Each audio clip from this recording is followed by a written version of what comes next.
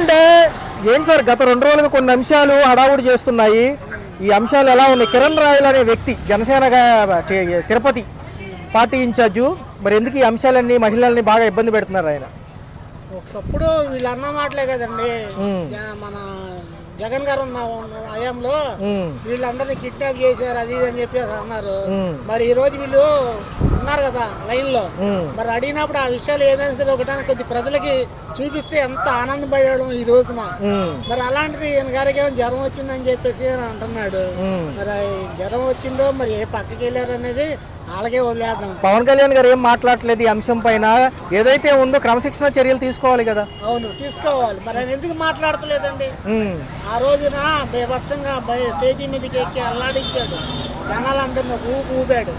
మరి ఈ రోజున నిద్రపోతున్నాడా? ఒకసారి ఏమన్నా మేలుకొల్పండి.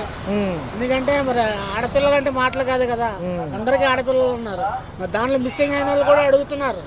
మరి వాళ్ళకి ఏం సమాధానం ఇద్దామనా అన్న విషయాన్ని కూడా కొద్దిగా మీరు చెప్తే జనాలకి మేము చెప్పగలుగుతాం. మరి చూసుకుంటే ఒక పక్క